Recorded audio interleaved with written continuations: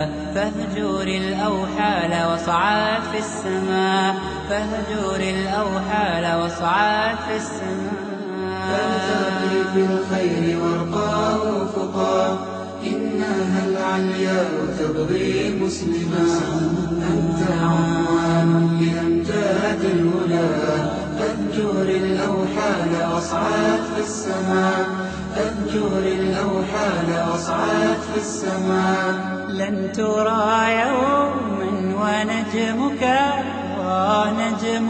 آفل فارفع الرايات وامضي. Sincerity. What about knowing about the ulama? Do your research. Have an eagerness to learn. Very good. The point is that most of people nowadays, they don't even know about the ulama. They don't know about the ulama. And then when an alim is coming, and you're mentioning the name of that alim, mashallah, Fulan ibn Fulan is coming from far away, giving a lesson here and there. Who is he? Who is he? There is no eagerness. There is no quest for talab al-ilm, aslan. So we need to know the ulama. We need to search for the ulama. We need to know their names. We need to know their schedule. We need to know where are they when. And how can I go there? Abu Yusuf rahimahullah ta'ala was the most famous student of Abu Hanifa rahimahullah ta'ala. And he was for a certain while in Baghdad. So Ahmed ibn Hanbal knew that. He went to him and he learned from him. For how long?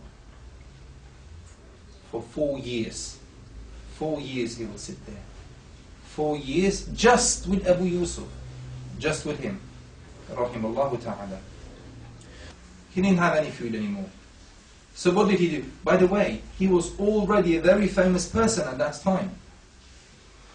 Ahmed ibn Hanbal, the people recognized him already. He was a well-known person already at that time. So what did he do? He would go to some farmers and he said to them, I would like to work. I would like to work. I would like to earn some money. So he was working with them and for them for 3 days, getting some darahim, which eventually helped him to reach Sana'a. When he came there, the Sultan recognized him. The Emir of the place recognized him, or this Ahmed ibn Hanbal. Although he actually came to learn. And he said, I want to give you gifts. I want to give you this. I want to give you that. He refused everything. He said, I don't want anything. He said, I don't want anything. And he was working again. Where? In Sana'a. He was working in different places to earn some money. At the same time, he was actually listening to ahadith, memorizing ahadith. From who? From Abd al-Razzaq ibn Hammam al-Sana'ani, one of his mashayikh. There are people, they work from morning until late at night, every day, continuously. If you ask them, where did you last time touch the Quran, not read from the Quran, touch the Quran, they would say, oh, the Quran is on the shelf over there, it's decoration. It protects my house. They will say. This is not the way of the Muslims. This is not the way of the Muslims. It's about earning money and it's about learning. And Ahmed ibn Hanbal, as he already was an alim, he already was a famous person, we conclude another thing. One word which I would say here is humbleness. And he was very famous for that. He would refuse any gifts from whoever, especially if the gift was from a sultan, from an emir. He, by his nature, would actually not like to be close to the emir. By his nature, he wouldn't like to be close to anybody who was in power. So he wasn't accepting any gifts.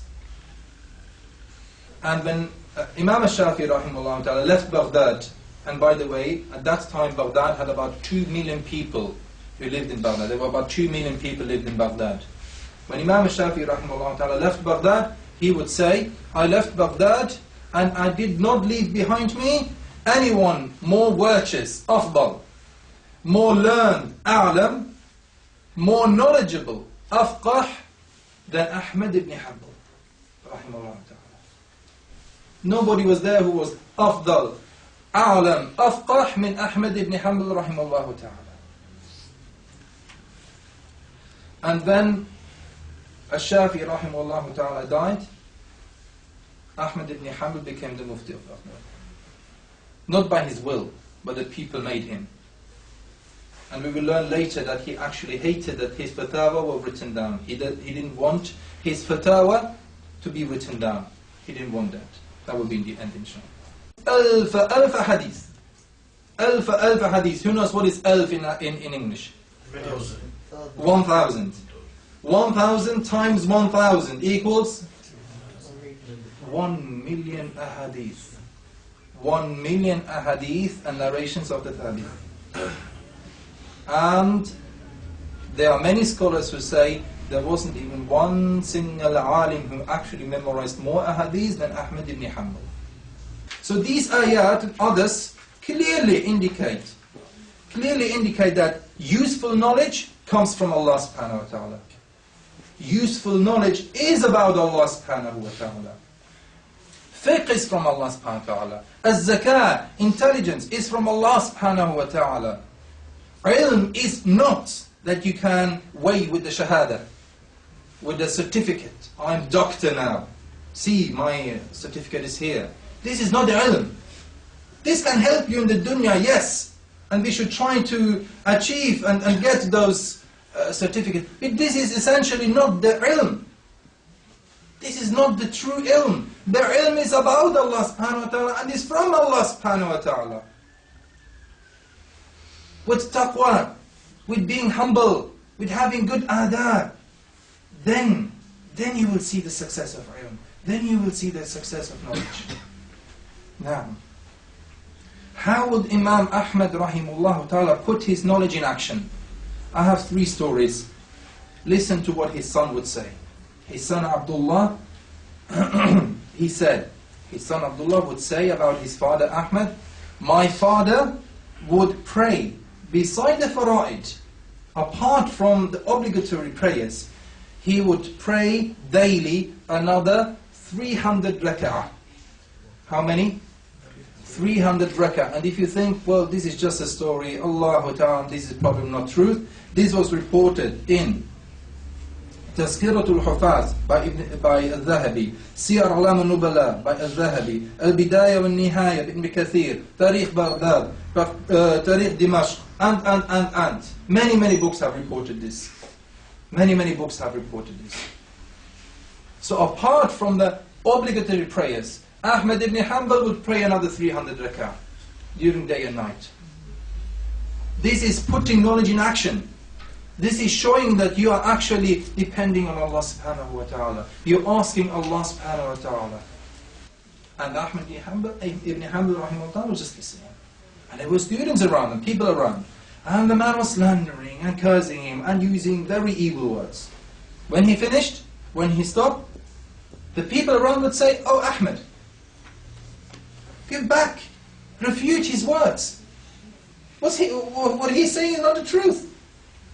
Give back, refute. Ahmed ibn Hanbal said, no by Allah, no Allah. Where would the Quran be if I would do so? Where would the Quran be if I would do so? Why did he say that? He recited, وَإِذَا خَاطَبَهُمُ الْجَاهِلُونَ قَالُوا سَلَامًا.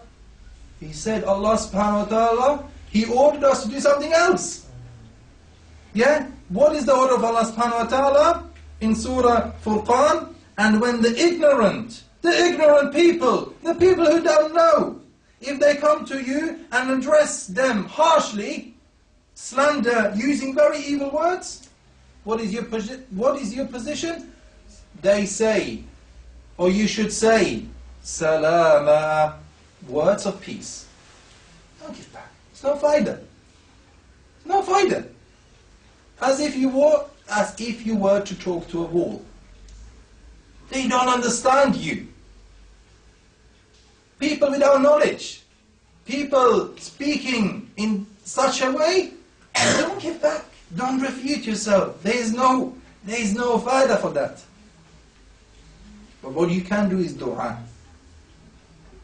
And if people do something which is if people do injustice to you, you can make dua.